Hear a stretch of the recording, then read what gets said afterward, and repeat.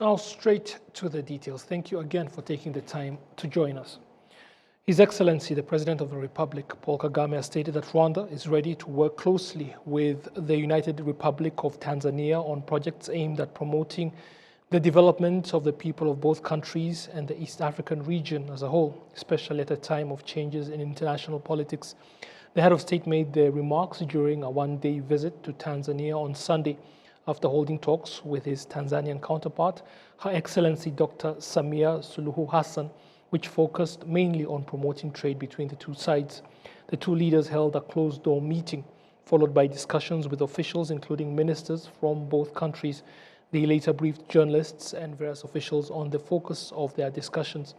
President Samia Suluhu Hassan stated that the shared history between the two countries is a strong foundation on which they have built development across various pillars, referring to different Tanzanian companies that have invested in Rwanda and Rwandan companies that have invested in Tanzania. The president noted that the returns from such investments are important to the economy of her country. The Tanzanian president also stated that in her discussions with President Kagame, they committed to further promoting trade and investment, especially by removing non-tariff barriers and other obstacles that still hinder trade. President Suluhu Hassan also spoke about major projects that should be implemented for the benefit of the citizens of both countries.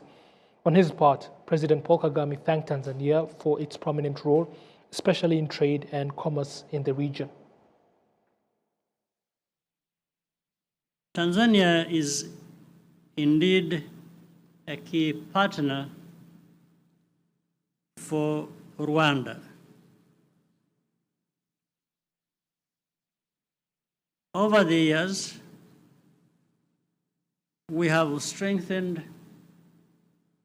our partnership across many sectors, particularly trade and logistics, facilitating Rwanda's connections to global markets. The President and I discussed how to build further on this foundation, ensuring that our systems are well equipped to manage the growing volume of business between our two countries. President Kagame also stated that Rwanda is ready to work with Tanzania in implementing joint projects shared by the two countries. We're encouraged by the progress already achieved and look forward to the full implementation of our joint projects. Our collaboration within the East African community and the African Union anchors this work in a wider framework of regional integration. At this time of geopolitical uncertainty, our region must remain focused and united around a shared vision of prosperity and cooperation. Rwanda is determined to work closely with Tanzania for the benefit of all our citizens. For us, we are looking forward to working with you and your team of leaders to move our development agenda, the development agenda of Tanzania and Rwanda together forward at full speed. Apart from working together on projects under the framework of the East African community, Rwanda and Tanzania already have cooperation in pillars including trade, agriculture, security, technology, transport, and industrial development through agreements signed at different times. Now, as we noted in the headlines, Prime Minister Justin Nsengiyumva has joined other heads of state and government for the inauguration of the Libreville Congress Palace, a ceremony that was officiated by the President of Gabon. The facility will serve as a venue for conferences and international events supporting Gabon's efforts to develop its mice sector. Apart from Rwanda's Prime Minister, the ceremony was attended by various current and former African heads of state and government, as well as other leaders, including the Secretary General of the International Organization of La Francophonie, Louise Mushikiwabo. After officially inaugurating the facility, the leaders also attended the official opening ceremony of the Libreville International Forum on Innovation and Development. It was held under the theme, Stable Politics, Investment and Artificial Intelligence Technology. Now, economists and members of the Rwandan diaspora have observed that the sharp rise in foreign currency remittances sent back home is being driven by deliberate efforts by both the government and private players to reduce transfer costs and make diaspora investment easier. Official figures show that money sent to Rwanda by Rwandans living abroad rose by 27% in 2025 to $639.8 million, now accounting for nearly 4% of the country's gross domestic product. William Evans Mutabazi with the details on that.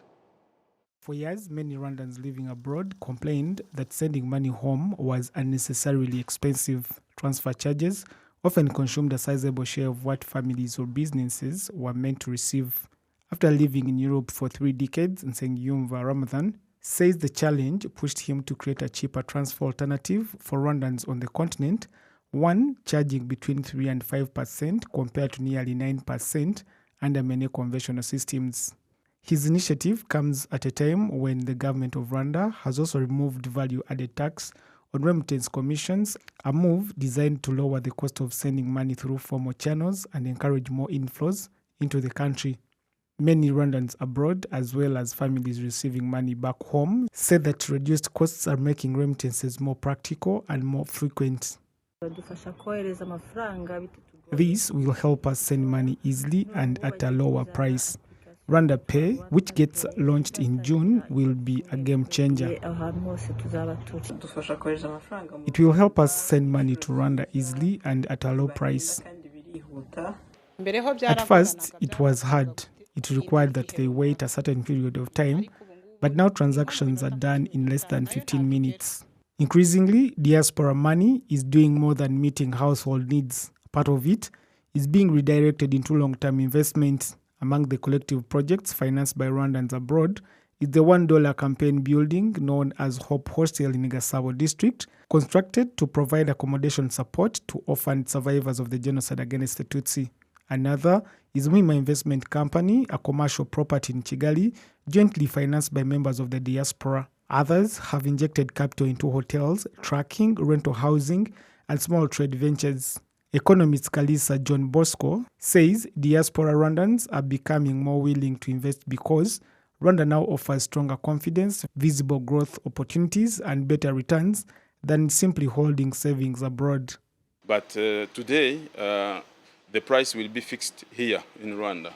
And we have the intention to be number one, the first one, giving the best price on the market. We don't want to be number 2. We don't want to be number 3. We want to be number 1. Why? Because we are the one who RwandaPay is available in Europe. So we are not an agent of another company. We are the company. We are present in Europe through the app. People can use their credit card. They can pay with Google Pay, Apple Pay. We are using the last technology. So we are the one who can fix the price. And for sure, at the 1st of June, we have a surprise for you. Maybe you can start sending for free. So be ready, download the app, and on the 1st of June, you can start sending money with us. We have been working on this solution for 15 years. We hope we will get your support as our fellow diaspora. At the same time, economists note that these remittance inflows are becoming increasingly important to Rwanda's wide economy, with the country still importing far more than it exports. Foreign currency sent by the diaspora is helping ease pressure on liquidity and strengthen the availability of hard currency in the financial system. The government has what we call policy predictability. Whoever invests his money or her money in the country, the returns on your investment are very huge. Looking at the recent report released by the Baseline Productivity Index indicated that Rwanda ranks #1 globally in terms of where you put your investment within 5 years.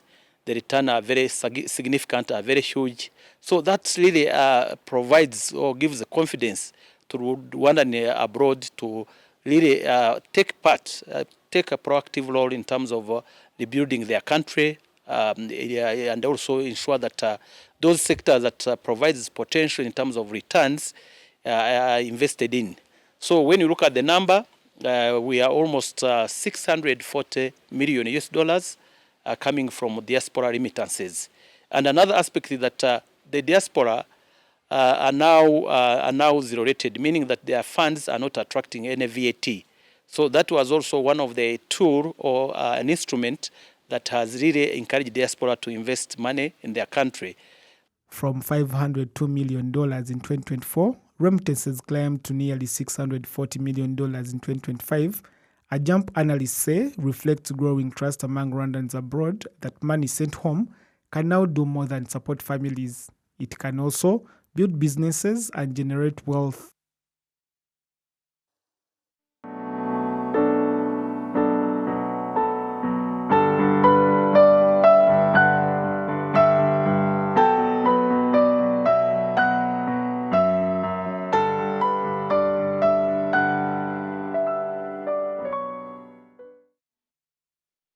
Rwanda is preparing to thank the citizens of Tanzania who showed courage by helping those who were being hunted during the 1994 genocide against the Tutsi. The announcement was made by His Excellency President Paul Kagame during his one-day working visit to Tanzania. Rwanda is currently in the period of commemoration of genocide against the Tutsi of 1994. But we shall soon have the opportunity to publicly recognize some Tanzanian citizens whose actions during that time demonstrated exceptional heroism and compassion. Now, members of Rotary Club Rwanda are calling for stronger efforts to educate young people against hate speech and genocidal ideologies, warning that such narratives still persist in parts of the Great Lakes region. The message was delivered during a commemoration event held to remember and honor the victims of the 1994 genocide against the Tutsi. William Evans Mutabazi with the details. Members of the Rotary Club Rwanda gathered at Kigali Genocide Memorial, where they laid wreaths and paid respect to victims of the genocide against the Tutsi. For many, the moment was not only about remembrance, but also reflection and responsibility.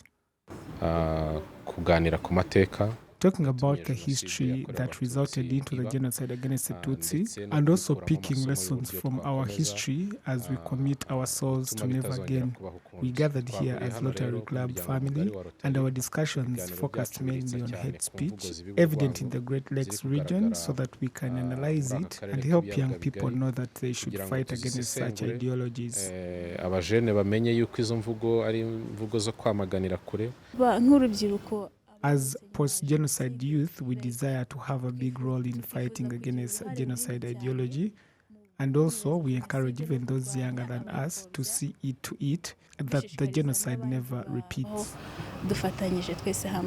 Participants say that remembrance provides an opportunity to deepen understanding of Rwanda's history and ensure that future generations remain grounded in the truth. They stress that young people must be equipped to recognize and reject narratives that promote division or distort the history of the genocide against the Tutsi. This demonstrates that we have a long way to go, and we are called to work harder and ensure that we fight those who downplay or deny the genocide against the Tutsi. We must remind each other that even though we are having peace now, there are people determined to disturb this peace, so we must be alert and fight to protect this peace. The club says that initiatives like these are also meant to send a clear message beyond the country's borders that the genocide against the Tutsi was planned and that attempts to deny or minimize it must be challenged. The world must know the facts because there are young people and there are those who are young but have now become old. Each one of us must acknowledge and know the truth so that we never go back to that dark past. And this is not just in Rwanda, but even in those other countries. People cannot commit to never again if they do not know exactly what happened. Rotary International, which has over 1.4 million members worldwide, is known for its work in health, education, environmental protection, and community development. But here in Kigali, members say that safeguarding memory and promoting unity is just as critical.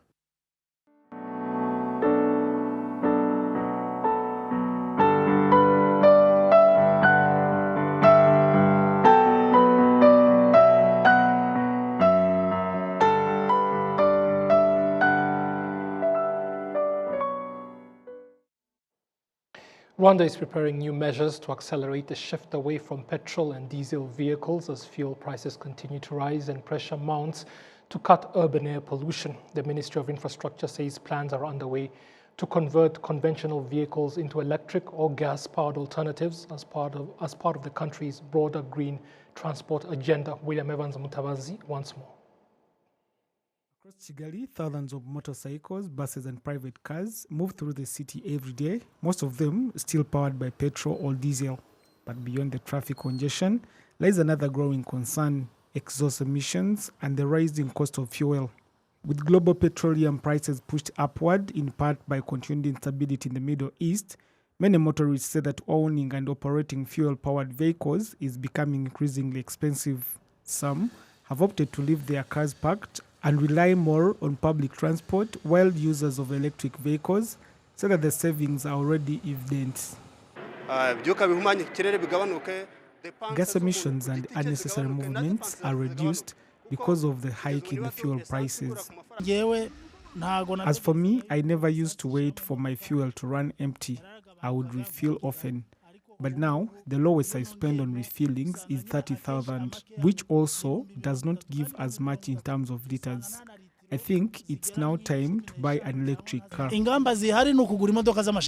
Ministry of Infrastructure says that encouraging more people to use buses is one immediate way of reducing national fuel consumption. Alfred Byiringiro says that Rwanda is preparing a project to convert existing petrol-powered vehicles into electric or gas-powered ones, similar to modifications already introduced on some motorcycles. byarakozwe moto 45 zihindurwa zari za essence zihindurwa iz'amashanyarazi. It was done on a number of motorcycles that were changed into electric motorcycles. We have received requests from different institutions, including one from Poland, who were here and demonstrated that they can turn petrol engines into electric, and another from Turkey. What we are doing now is plan accordingly before we can start this process. As you are aware, we shall start using gas from Kivu. We are therefore looking at how to use this energy as we transition to electric and gas vehicles. The push to encourage electric mobility forms part of Rwanda's wider strategy to gradually reduce dependence on fossil fuel vehicles while tracking air pollution and climate change. Officials say the long-term goal is not only cleaner transport, but also lower fuel import costs and a more sustainable urban economy.